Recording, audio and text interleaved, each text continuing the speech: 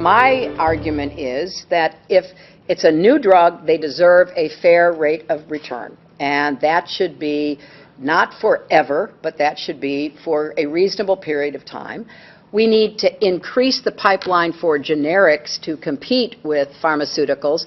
And right now, the Office of Generic Drugs and FDA is overwhelmed. They can't keep up. And so we're not putting out enough approvals where appropriate. And pharmaceuticals have gotten pretty smart. They pay companies that are working on competitive drugs not to bring them to market.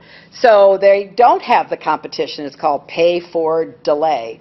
So there's just a lot of games going on that are not aimed at getting a fair return or getting the drugs at an affordable price for either private insurance or government programs like Medicare.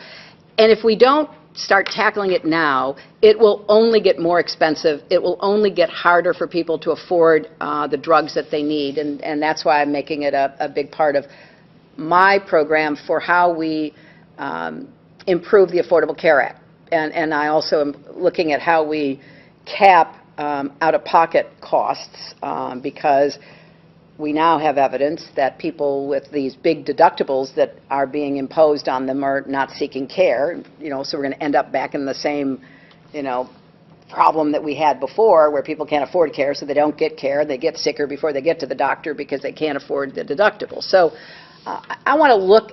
I am a huge supporter of the Affordable Care Act, having gone through what I did in the 90s. I am really, grateful that we now have a strong foundation for a plan that was able to be passed through the Congress, and I want to fix what needs to be fixed, and I want to contest strongly the Republicans' continuing, efforts to try to repeal it. They have voted 54 times to try to repeal it, and come with some real-world fixes and build up the political pressure so that they have to deal with those.